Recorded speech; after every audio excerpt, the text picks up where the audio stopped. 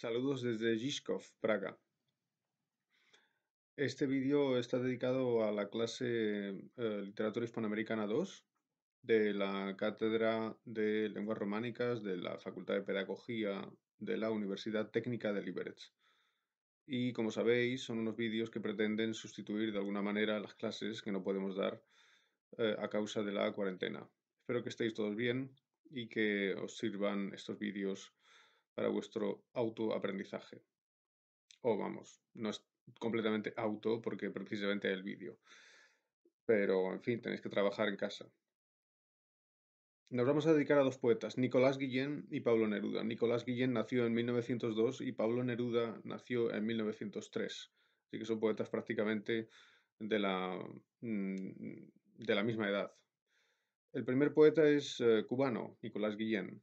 Voy a hablar, lógicamente, de ambos de una forma resumida, porque en 20 o 30 minutos no se puede esperar mucho más. Solamente son unas indicaciones para que podáis entrar en el tema y leer las fotocopias con un cierto conocimiento. Nicolás Guillén era un poeta cubano. No estudió, trabajaba en una imprenta y, sin embargo, muy pronto, cuando era muy joven, ya empezó a escribir poesía, tenía un interés especial por la poesía, pero no era una persona culta en el sentido de que no era una persona universitaria. Él escribió un libro que se llama Cerebro y Corazón, que es del año 1920, pero no se publicó hasta muchísimo después, porque el autor consideraba que era un libro todavía demasiado primerizo. Sin embargo, esto demuestra que ya con 18 años, pues este hombre tenía esta preocupación, ¿no? Él siguió intentándolo, siguió escribiendo y cuenta en sus memorias que una noche, en el año 1930, no se podía dormir, tenía insomnio y se le repetía constantemente un verso, le vino un verso a la cabeza que no dejaba de repetírsele. Cuando se levantó de la cama, finalmente, escribió con una especie de furia una serie de poemas y eso es el embrión, o sea, es como el núcleo de su creación más importante, o por lo menos de la primera época, que él tituló como Motivos de Son. Motivos de Son. Y lo publicó en el Diario de la Marina, una publicación periódica de Cuba del año 30, 1930. Curiosamente, poco después le tocó la lotería a Nicolás Guillén y con el dinero de la lotería pudo editar un libro. Entonces él seguía trabajando un poco, añadió algunos poemas y en el año 31, 1931, aparece uno de los libros más famosos de la poesía hispanoamericana, por lo menos de la primera mitad del siglo XX. Se llama Songoro Kosongo. Songoro Kosongo. Repito, es del año 31 y es prácticamente lo mismo, pero con añadidos y ampliado que lo que publicó en el año 30.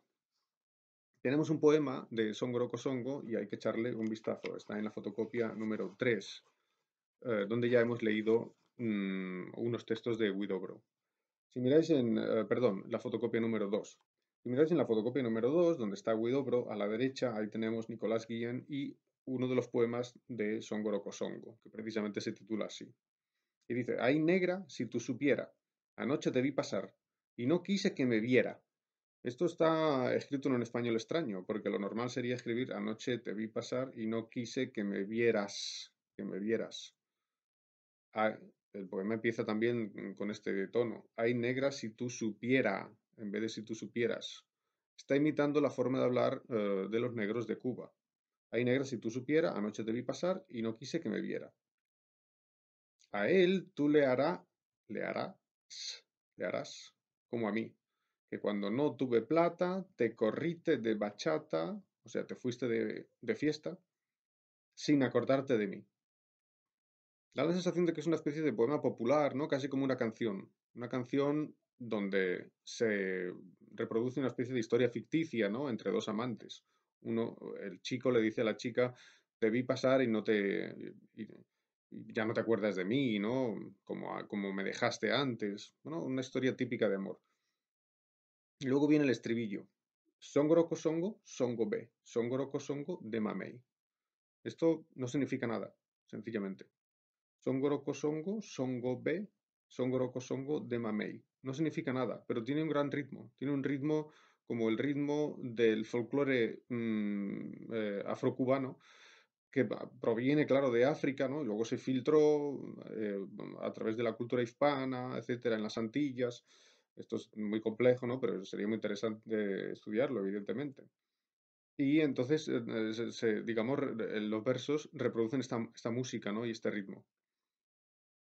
Songoro Kosongo no significa nada. Suena muy bien, suena muy bonito, pero no significa nada. Evidentemente, mm, hay que recordar aquí las gitanjáforas. Seguramente recordáis, ya lo hemos estudiado, lo vimos en clase, que el poeta Mariano Brull es el creador de la gitanjáfora, que es una especie de poema donde hay palabras inventadas que son muy bonitas, tienen un sonido casi parece como una canción, o como el canto de un pájaro, pero no tienen significado, son palabras sin significado, inventadas. Y esto hay que entenderlo dentro de las vanguardias de principios del siglo XX, por ejemplo, el dadaísmo, en España el ultraísmo. Son corrientes a las que les encanta jugar con las palabras, crear palabras nuevas. Esto hemos visto que lo hacía también Vicente Huidobro. Es decir, que Nicolás Guillén está en la misma tendencia. ¿Cómo es posible que tuviera conocimiento de la gitanjáfora? Pues precisamente porque Alfonso Reyes, el ensayista mexicano, que estaba en París cuando se crearon las gitanjáforas, y es el que dio a conocer a la gitanjáfora. De hecho, el nombre gitanjáfora proviene de Alfonso Reyes. Pues este Alfonso Reyes publicó en Cuba en el año 30 un artículo sobre la gitanjáfora. Curiosamente lo publica un poco después de que La noche aquella de insomnio de Nicolás Guillén, pero en fin, en el mismo año, se publica en Cuba este artículo sobre las gitanjáforas. ¿Es una casualidad o tiene sentido, hay una influencia? Difícil de decirlo, pero en fin, lo más importante es recordar que el poema de Nicolás Guillén nace en un contexto doble. El contexto folclórico de la poesía popular cubana, de la poesía negra o del folclore negro, que por cierto estaba de moda a principios del siglo XX, ¿no? También entre los vanguardistas, y antes, ¿no? Desde finales del siglo XIX en realidad finales del XIX, principios del XX estaba de moda.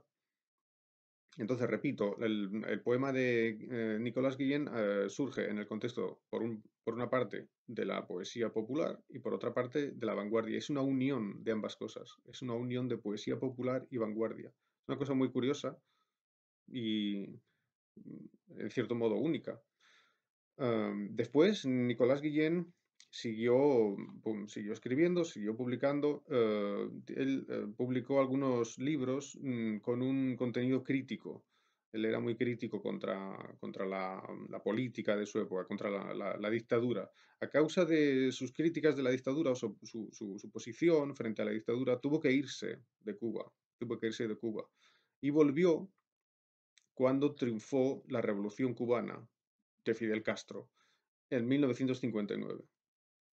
Volvió y al volver, porque él había sido, en cierto modo, partidario de la revolución, porque él era crítico con la dictadura, pues se convirtió en una especie de poeta, prácticamente poeta representativo del régimen cubano, ¿no? Y fue embajador de Cuba, con lo cual viajó mucho, estuvo también aquí en Praga, por cierto, lo cuentan sus memorias, estuvo en la universidad y tuvo una especie de segunda parte de su vida, ¿no? Como diplomático y como representante de la revolución, eh, pues digamos, exitosa, ¿no? En este sentido. Mm, Por eso no hay que olvidar, digamos, otra faceta de la poesía de Nicolás Guillén. Por ejemplo, en el año 1964 publica un libro que se llama Tengo. Tengo como mam, ¿no? Tengo. Y claro, ya ha triunfado la revolución, ¿no? Entonces es un libro con un contenido político, digamos, a favor de esta revolución, ¿no? Y hay que entenderlo en este contexto. Ciertos lectores pueden decir no me gusta porque es ideológico, pero el caso es que es así. Y para proponer un ejemplo, también en la misma fotocopia, donde estaba el poema anterior, pero más abajo, hay un fragmento del poema Tengo. Y dice Nicolás Guillén: cuando me veo y me toco, yo, Juan sin nada, no más ayer, y hoy Juan con todo, y hoy con todo, vuelvo los ojos, miro, me veo y toco, y me pregunto cómo ha podido ser. Es decir, dice Nicolás Guillén, ayer yo era Juan sin nada, porque vivíamos en la dictadura, y hoy soy Juan con todo, porque el pueblo ha tomado el poder. No se trata aquí de hacer una apología de la política, solamente estoy hablando del contexto, es de lo que él está hablando. Él está diciendo que gracias a la revolución, eh, el pueblo, digamos, porque este Juan, él no se llama Juan, se llama Nicolás, ¿no? Pero Juan es un nombre como que representa al pueblo, es como en checo Honza, ¿no? Es como el cualquiera, ¿no? Del pueblo, como yo, que soy Juan. Entonces, este Juan sin nada se convierte en Juan sin todo, ¿no? O sea, las personas que no tenían nada ahora tienen todo, porque todo pertenece a todos, en la ideología revolucionaria. Y Nicolás Guillén se hace eco de esto. Y sigue diciendo, vamos a ver, tengo el gusto de andar por mi país, dueño de cuanto hay en él. O sea, ya soy dueño de mi propio país, ¿no? Mirando bien de cerca lo que antes no tuve ni podía tener. Zafra, puedo decir. Monte, puedo decir. Ciudad, puedo decir. Ejército, decir. O sea que cuando él dice ciudad, lo puede decir porque la ciudad es suya. No es que sea suya y la pueda vender, es suya porque es de todos. Y repito, esto representaría un segundo aspecto de la obra de Nicolás Guillén, que es compleja y es muy interesante, pero la dejamos aquí porque evidentemente no tenemos tiempo. El segundo poeta al que me voy a dedicar es uno de los más grandes poetas hispanoamericanos del siglo XX, aunque hay muchos que lo critican, esto siempre pasa, cuando alguien es famoso hay que reconocer que ha tenido un papel muy importante, ¿no? Nació en 1903, como ya dije, en Parral, en Chile, es un poeta chileno, Pablo Neruda. Pablo Neruda tiene el Premio Nobel de Literatura y por eso y por muchas otras cosas es muy conocido, muy reconocido en la poesía en español en general, ¿no? Mm, Así que hay que tenerlo en cuenta, ¿no? Lógicamente. Ya digo yo que hace poco hablaba con un poeta chileno que estuvo aquí en Praga y él me decía que en Chile se critica mucho a Pablo Neruda. Los intelectuales dicen que Pablo Neruda no es tan buen poeta. Em, Bien, dejémoslo entre paréntesis. Yo creo que tiene algunas cosas muy bonitas y que merecen mucho la pena. ¿Por qué se llama Neruda este señor? Él se llamaba Ricardo Neftalí Reyes. Y entonces lo de Neruda, bueno, pues mm, parece ser que tiene algo que ver con Jan Neruda.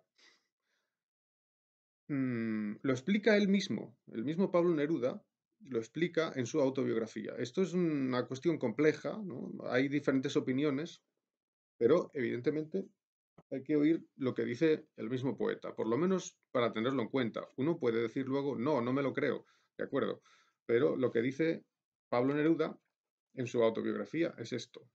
Esta es su autobiografía, confieso que he vivido, o memorias, ¿no? Que son muy bonitas, son muy interesantes, y ahí dice, bueno, que conoció en México a Egon Erwin Kish, mm, seguramente conocéis, y le preguntó por qué te llamas Neruda tú, ¿no? Lógicamente. Y entonces Pablo Neruda lo explica. Dice, cuando yo tenía 14 años de edad, mi padre perseguía denodadamente mi actividad literaria. Significa, cuando Pablo Neruda tenía 14 años, el padre no quería que Pablo Neruda fuera poeta, porque ser poeta es peligroso. Va a ser pobre, ¿no? Que no sea poeta, decía el padre. No estaba de acuerdo con tener un hijo poeta. Para encubrir la publicación de mis primeros versos, me busqué un apellido que lo despistara totalmente. Es decir, Pablo Neruda buscó un seudónimo para que su padre no viera que los poemas publicados son de él. Encontré en una revista ese nombre checo, sin saber siquiera que se trataba de un gran escritor. Es decir, encontró el nombre, pero no ni lo conocía al escritor, solo envió el nombre. sin saber que se trataba de un gran escritor, venerado por todo un pueblo, autor de muy hermosas baladas y romances, y con monumento erigido en el barrio de Malastrana de Praga. O sea que él cogió el nombre, pero no había leído nunca, dice. No había leído ni siquiera a Jan Neruda, solamente vio el nombre y le gustó. Y luego sigue diciendo, apenas llegué a Checoslovaquia, muchos años después puse una flor a los pies de su estatua barbuda. Bien, esto es una interpretación que hay que tener en cuenta, ¿no? Em, y puede que sea verdad, aunque a veces se pone también en duda. ¿Cuándo empieza a escribir Pablo Neruda? Bueno, su primer libro es de 1923, se llama Crepusculario, es un libro todavía demasiado joven, muy, eh, muy poco maduro, hay que tener en cuenta que tenía 20 años, ¿no? Bien, él cuenta en su autobiografía que vendió el libro creo que dice 400 pesos, que corresponde a $5, ¿no? O sea, que vendió el libro por muy poco, ¿no? Y con el dinero se fue con sus amigos eh, a un restaurante, que en esa época se moría de hambre, ¿no? Él cuenta que tenía mucha hambre siempre, ¿no? Y sus amigos también, no tenían nada que comer, eran poetas. Bien, entonces este primer libro pasa un poco desapercibido. Luego, casi en la misma época, en el año 24,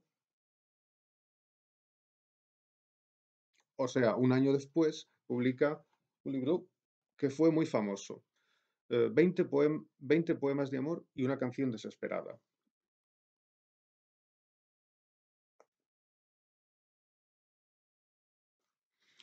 Es un librito muy pequeño. Son 20 poemas más uno, o sea, 21 poemas, muy poco. Pero ese libro tuvo un gran éxito. Em, de hecho, precisamente porque tuvo un gran éxito, Pablo Neruda empezó a ser conocido. Y porque se le conoció, porque se convirtió en un autor, aunque fuera un poeta, pero tuvo éxito, pues él empezó a buscar un destino diplomático. Y lo consiguió gracias a que, digamos, a que era un autor más o menos importante, aunque muy joven, ¿no? Bueno, ¿qué clase de libros 20 poemas de amor? A veces recuerda un poco al modernismo, ¿no? Que es un poco la poética de la época. Bueno, ya en los años 20, ya poco, ¿no? Pero son como los restos del modernismo. Entonces, a veces recuerda un poco al modernismo. Son poemas de amor, como dice el título. Pero tienen algo distinto. No es exactamente modernismo. Se puede ver muy bien con el ejemplo de la fotocopia 1. En la fotocopia 1, en el centro, tenemos un poema, el número 15, de 20 poemas de amor y una canción desesperada. Son unos poemas de amor menos refinados que los del modernismo. Los poemas modernistas siempre hablan de un lugar exótico, de un ambiente extraño, de la Grecia antigua, de pavos reales y cosas así. Bueno, no todo el modernismo, pero hay una tendencia modernista que es así, ¿no? Está representada por prosas profanas de Rubén Darío. Y el estilo de Neruda en este libro es mucho más seco, es más prosaico, es como si fuera más directo, no tiene esa ornamentación, es más sencillo también. Pero claro, tiene una especie de toque romántico nostálgico que se parece mucho al modernismo. Lo veremos. Me gustas cuando callas porque estás como ausente, y me oyes desde lejos y mi voz no te toca. Parece que los ojos se te hubieran volado y parece que un beso te cerrara la boca. Se parece un poco al modernismo, pero de lejos solamente, porque, repito, es mucho más seco. Mm, salto un poco. Tercera estrofa. Me gustas cuando callas y estás como distante. Ha repetido casi el verso primero, ¿no? Con lo cual le da un ritmo. Me gusta cuando callas y estás como distante. Y estás como quejándote, mariposa en arrullo. Esto de mariposa en arrullo es un poco cursi. Arrullar significa cantar dulcemente o amorosamente a alguien, por ejemplo, para que se duerma. Se dice arrullar a un niño. Arrullar a un niño para que se duerma. Un niño pequeño. A un mimino. Entonces, esto de mariposa en arrullo es una cosa un poco kitsch, quizá, ¿no? Dice, y estás como quejándote, mariposa en arrullo, y me oyes desde lejos, y mi voz no te alcanza. Déjame que me calle con el silencio tuyo. O sea, la chica está callada y distante, y él quiere callarse también, y a través del silencio comunicarse con ella, comunicarse silenciosamente, de un silencio a otro. Muy bonito. Sigue diciendo, déjame que te hable también con tu silencio, que te hable con tu silencio. Claro como una lámpara, simple como un anillo. Eres como la noche, callada y constelada. Tu silencio es de estrella, tan lejano y sencillo, etc.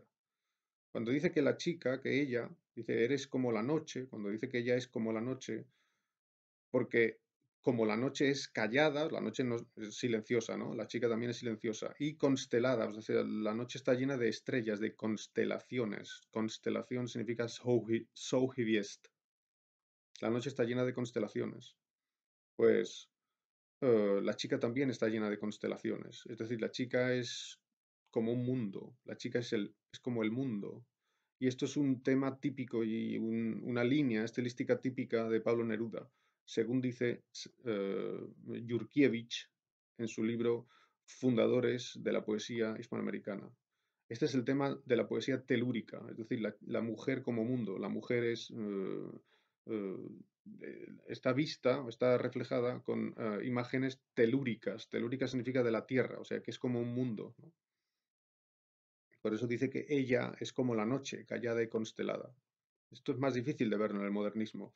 Esta sensación que tiene Pablo Neruda de la tierra, esta cercanía a la tierra, esto es algo nuevo, esto es algo típico de Neruda. Bien, lo dejamos aquí el poema, queda la última estrofa, pero no importa, porque tenemos que seguir. Y entonces estaba diciendo que Pablo Neruda consigue, gracias a su fama, aunque no es que fuera famoso en todo el mundo por ese libro, pero en Chile pues era reconocido, consiguió un puesto de cónsul en el sudeste asiático. Él estaba en diversos países, ¿no? Por ejemplo, Birmania, también estuvo en Sri Lanka, luego estuvo en India, ¿no? Entonces, en Java, ¿no? Entonces estuvo en varios sitios, pero por esa zona del sur de Asia.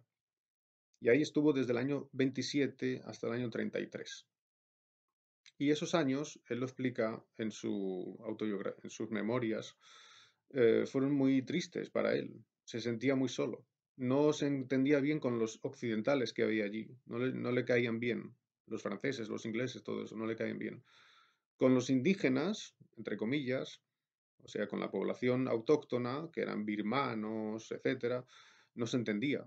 No solamente por el idioma, sino que hay un problema cultural, ¿no? Hay que tener en cuenta que es 1927, o sea, en esa época los contactos eran muy pocos, ¿no? Entre Occidente y Oriente. Y entonces él dice que siempre está solo y está muy deprimido. Hay unas historias bonitas en las memorias, muy bonitas. Por ejemplo, su relación con una mujer birmana que él llama Josie Bliss, y es hermoso lo que dicen sus memorias. Se quieren mucho, se aman mucho, pero ella es muy celosa y lo quiere matar. Y realmente Pablo Neruda llega un momento que dice que se fue, huyó porque tenía miedo de que una noche le clavara un cuchillo. Entonces es muy trágico, así lo cuenta él. Y bueno, en esa época él está escribiendo otro libro de poemas que es muy importante. Empezó antes, empezó en el año 25, más o menos. Pero luego, cuando él estaba allí, en Asia, siguió escribiendo poemas de este libro. Y ese libro, que es uno de los más importantes de la poesía de Neruda, se llama Residencia en la Tierra. Residencia en la Tierra. Que fue publicado, bueno, fue publicado en España en el año 35. Hay una publicación anterior, ¿no? Pero esta es la que tuvo Ojlas, que tuvo eco. Y aquí este libro es muy importante porque se dice que es el libro surrealista de Pablo Neruda, que tiene una influencia del surrealismo. Entonces, esto es una cuestión controvertida, porque el mismo Pablo Neruda decía, no, yo no soy surrealista, pero los poemas sí parecen muy surrealistas. Claro, el surrealismo empieza en 1924, es el manifiesto surrealista, y él empieza a escribir esos poemas en el año 25, más o menos. Entonces, es difícil que tengan una influencia del surrealismo tan pronto. Es como si fuera un poco casualidad. Pero claro, no es casualidad, porque el surrealismo no crece de la nada, sino que hay antecedentes del surrealismo. Por ejemplo, la poesía de Rimbaud, o sea, Rimbaud. Entonces, hay un ambiente de vanguardias que es lo que promueve la escritura de Residencia en la Tierra. Y se parece mucho al surrealismo. No se puede negar. Am, por ejemplo, leamos el poema que está en la fotocopia, número 1. No hay tiempo para leerlo entero, porque ya me estoy extendiendo demasiado. Se llama Caballo de los Sueños. Caballo de los Sueños. Claro, la misma palabra sueños ya remite al surrealismo, o parece surrealista, ¿no?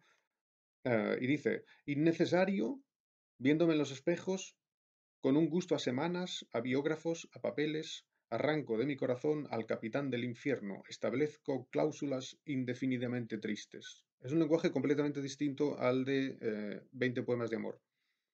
Lo primero que uno se da cuenta es que no se entiende, así que debe ser surrealista.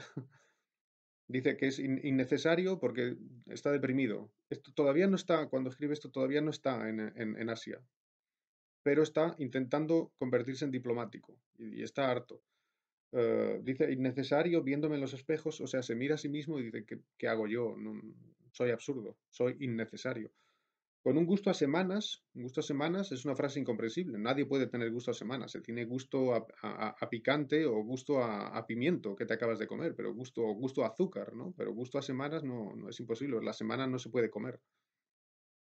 Con un gusto a semanas, pero claro, ¿qué significa? Significa con esa sensación de tiempo, ¿no? Como que el tiempo lo agobia. A biógrafos, que significa a cines, porque biógrafo es como en checo biograf, bio, senf biaku, biograf. Porque biograf significa imagen de la vida, bios, de la vida. Así que eso es cine. Eh, Dice a papeles, porque claro, estaba siempre haciendo papeleo para conseguir ser cónsul, ¿no? Pues, yendo por las oficinas.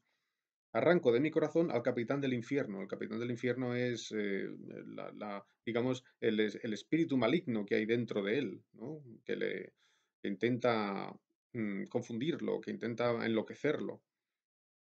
Establezco cláusulas indefinidamente tristes. Vengo de un punto a otro, absorbo ilusiones, converso con los sastres en sus nidos. Converso con los sastres significa converso con las personas rutinarias. Converso con los oficinistas, como si dijera eso. Y no tiene sentido su vida. Dice, ellos a menudo con voz fatal y fría cantan y hacen huir los maleficios. Luego dice, hay un país extenso en el cielo. Ese país extenso es una especie de país ideal que tiene él en el alma, ¿no? O en la cabeza. Es el país de la poesía, es el país del arte, al que no puede llegar, pero le gustaría llegar, es como un ideal. Hay un país extenso en el cielo con las supersticiosas alfombras del arco iris y con vegetaciones vesperales. Hacia allí me dirijo, ¿no? Pero que es el mundo de la poesía, pero no consigue llegar. Salto un poco, porque mm, por falta de tiempo no puedo hacer vídeos demasiado largos y luego es muy difícil ponerlos en internet. Y tampoco son pedagógicos. Entonces, salto un poco y un poco más abajo, en la misma estrofa, dice, yo destruyo la rosa que silba y la ansiedad raptora. Yo rompo extremos queridos. Yo destruyo la rosa, es algo muy triste, es destruir la belleza. Destruye la belleza porque está en un mundo no ideal, está en el mundo de la burocracia, que no es el mundo de la poesía. Yo destruyo la rosa que silba y la ansiedad raptora. Yo rompo extremos queridos. Y aún más, aguardo el tiempo uniforme sin medida. Un sabor que tengo en el alma me deprime. Está deprimido. Cuando luego llega a, a Asia, esta sensación de depresión se incrementa. Y todo el libro tiene una sensación de, digamos, de amargura, ¿no? De soledad. Él está siempre solo. hay también cosas bonitas, ¿no? Hay un reconocimiento de la belleza del mundo. El mundo es hermoso, pero él está solo en él. Mm, Y en fin, acabo el poema. Los últimos versos dicen: yo necesito un relámpago de fulgor persistente. Yo necesito un relámpago de fulgor persistente. Persistente significa eh, mm, et- que persiste en el tiempo, o sea, nepsetorgiti, eh, que, que se mantiene, que es constante. Ese fulgor o ese relámpago de fulgor es la belleza, el arte, la poesía, es lo que él necesita. Yo necesito un relámpago de fulgor persistente, un deudo festival que asuma mis herencias. Algo en lo que se reconoce, ¿no? Pero no lo tiene. Mm, Como podéis imaginaros, el libro de Residencia en la Tierra es muy complejo, complejísimo, no es como para explicarlo en 3 minutos, pero ahí tenéis un pequeño ejemplo que está en la fotocopia. Después de la época de Asia, Pablo Neruda fue como cónsul, él estaba deseando ir a Europa, lógicamente. Primero fue a Buenos Aires. En el año 1933 está en Buenos Aires. Y es muy importante, ahí conoce a Federico García Lorca, se hacen amigos. Y después, en el año 34, Pablo Neruda va a Madrid, también como cónsul. Y esos son sus años más felices. A partir del año 34 hasta la Guerra Civil, son pocos años, pero ahí, claro, él está con Federico, que le presenta a todos los otros poetas de la generación del 27. Y entonces ahí Pablo Neruda es feliz, porque está con los poetas y puede dedicarse a la poesía. Y fue un momento hermoso en la cultura española, ¿no? Y sobre todo en Madrid, que es donde se concentraban mucho, ¿no? Los poetas de la generación del 27, lógicamente. No es que todos estuvieran allí, pero era como un centro, ¿no? Con la residencia de estudiantes, bueno, ya conocéis. Entonces, eh, es muy importante recordar que en esta época Pablo Neruda está en contacto con la poesía española. Es decir, aquí la poesía española y la poesía hispanoamericana se unen. En realidad, bueno, hay poesía hispanoamericana porque hay un continente que se llama Hispanoamérica, pero vamos, es poesía en español y por tanto muchas veces están en la misma conexión que están los escritores españoles, ¿no?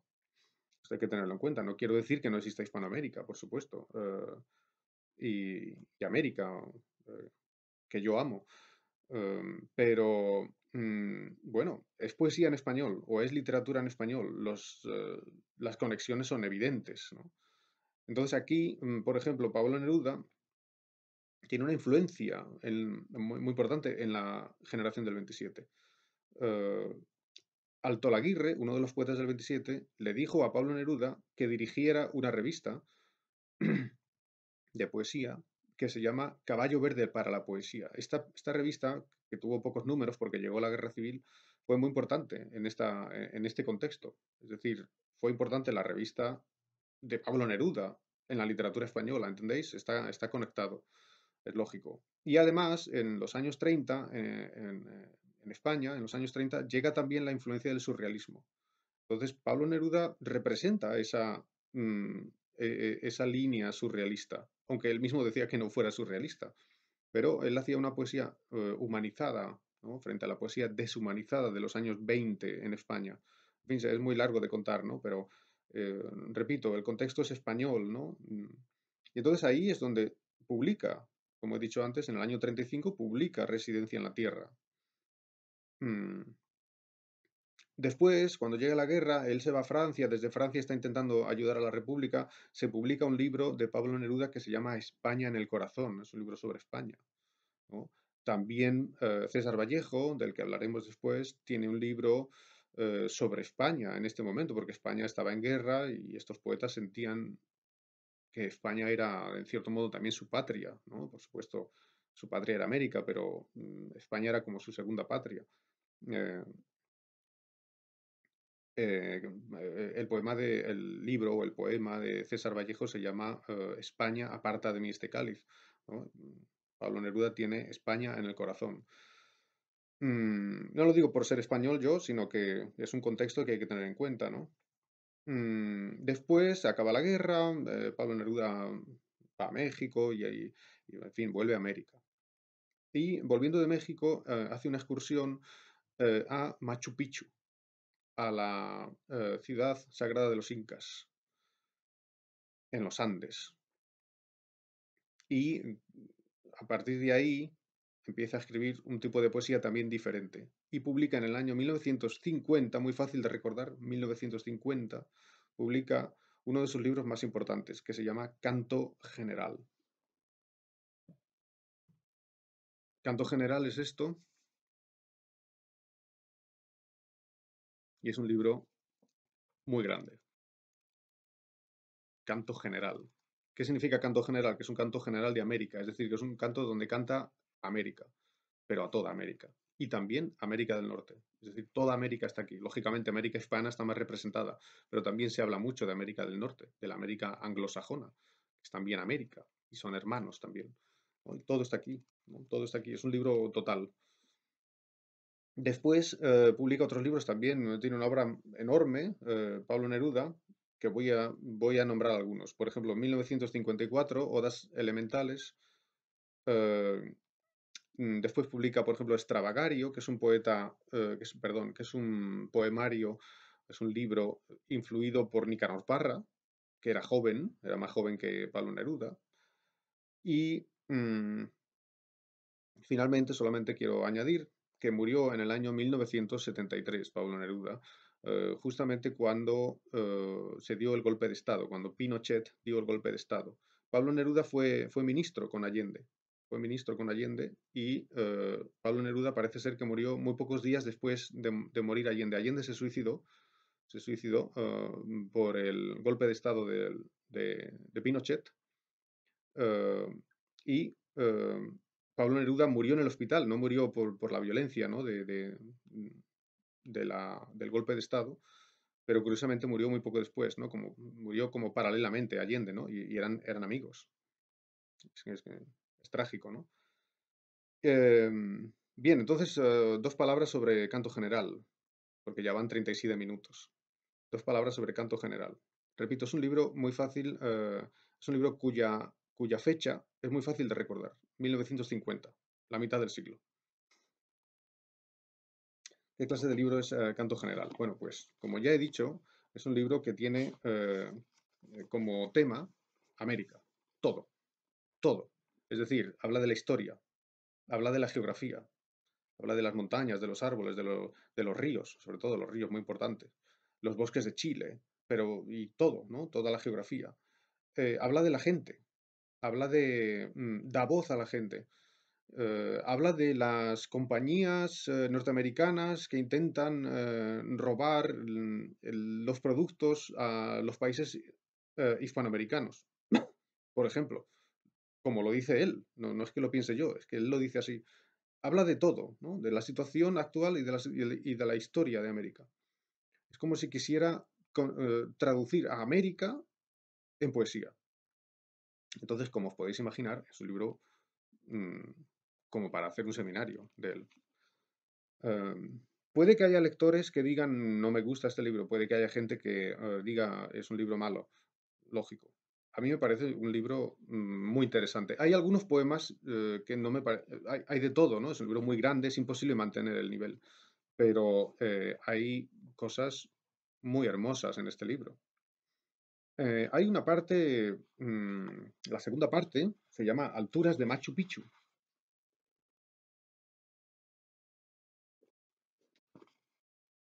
Por cierto, cito por la edición de El Bardo, una editorial española que hacía libros muy bonitos, como veis. Creo que ya no se hacen.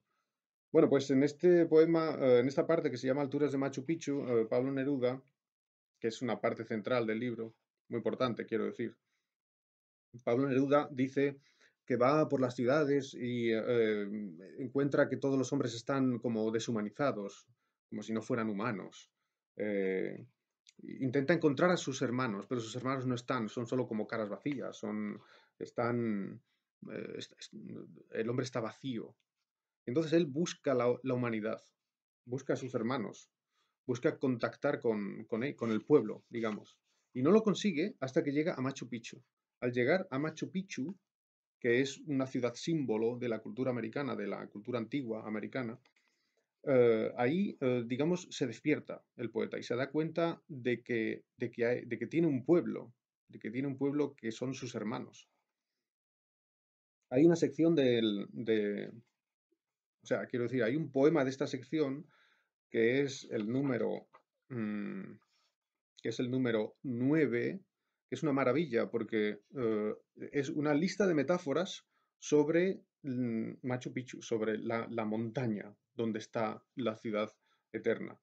Dice, águila sideral, viña de bruma, bastión perdido, cimitarra ciega, cinturón estrellado, pan solemne, escala torrencial, párpado inmenso, túnica triangular, polen de piedra, etc. Solo son metáforas. Es una lista enorme de metáforas que dura más de una página y escrita en decasílabos. Son en decasílabos y que prácticamente casi todos son bimembres, es decir, tienen dos metáforas, cada endecasílabo dos metáforas. Y no dice nada, solo eso, ¿no? Solo hay una lista de metáforas. Y termina diciendo, son metáforas de la montaña, nada más, ¿no? Luna arañada, piedra amenazante, cabellera del frío, acción del aire, volcán de manos, catarata oscura, ola de plata, dirección del tiempo. Es maravilloso. Esto recuerda mucho a Octavio Paz, por cierto, que también utiliza el endecasílabo blanco, es decir, el endecasílabo que no rima. Pero vamos al último fragmento que tenemos también en la fotocopia, como os mandé, ¿no? Lo tenéis en el sistema. El fragmento 12. El fragmento 12 lo tenéis en la fotocopia, que está, perdón, que es la fotocopia que no tiene número, está después entre la 1 y la 2, ¿no? O sea, que sería la 1,5. Ahí, mirad, porque está en orden en el archivo, ahí tenemos el fragmento 12 y ahí, digamos, aparece la poética del libro. ¿Qué quiere hacer Pablo Neruda? Esto que dice aquí. Fragmento 12 dice, sube a nacer conmigo, hermano. Sube a nacer conmigo. O sea, él sube a Machu Picchu y nace. Sube y nace. Y tú tienes que subir conmigo y naces también. Y todos nacemos. Nacemos porque tomamos conciencia de que somos un pueblo. Y tomamos conciencia de quiénes somos. Sube a nacer conmigo, hermano. Dame la mano desde la profunda zona de tu dolor diseminado. Dame la mano desde tu profundo dolor, digamos, el profundo dolor de América, de los conquistados, lógicamente. Salta un poco y sigue diciendo, mírame desde el fondo de la tierra, labrador, tejedor, pastor, callado. Mírame desde el fondo de la tierra, ¿no? El hombre es la tierra. El hombre está en la tierra y es la tierra. Y los que le tienen que mirar son labrador, tejedor, pastor. Luego sigue diciendo, domador de guanacos tutelares, albañil del andamio desafiado, aguador de las lágrimas andinas, joyero de los dedos machacados. Son los trabajadores. Los trabajadores son el pueblo americano. Y a todos estos les dice el poeta, mírame. Agricultor temblando en la semilla, alfarero en tu greda derramado, traed a la copa de esta nueva vida vuestros viejos dolores enterrados, traed vuestros viejos dolores. Mostradme vuestra sangre y vuestro surco. Y surco es la huella que deja, por ejemplo, un arado. El arado deja una huella en la tierra y eso es un surco. Es decir, él dice vuestra sangre y vuestro surco. La sangre es el surco. La sangre son como surcos, ¿no? En el cuerpo, porque el mundo es el cuerpo, o sea, la visión telúrica. El hombre es la tierra. Y al final de la página 44, en la fotocopia, muy importante. Yo vengo a hablar por vuestra boca muerta. Yo vengo a hablar por vuestra boca muerta. Es decir, ellos han muerto, son los oprimidos, son los conquistados. El poeta les va a dar la voz. El poeta da voz al pueblo, habla por el pueblo. A través de lo que él pretende, ¿no? Y no lo hace de una forma orgullosa, sino que lo hace entregándose a ellos. A través de la tierra juntad todos los silenciosos labios derramados, etcétera. O sea, él quiere hablar por los que ya no pueden hablar, porque están muertos, porque son los oprimidos, porque son los incultos, porque son los pobres.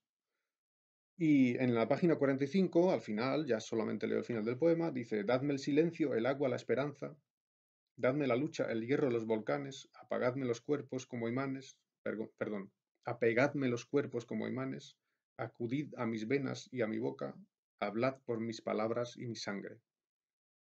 Y con esto terminamos, creo que queda bastante claro. Mando un saludo y mucha fuerza para resistir. Gracias.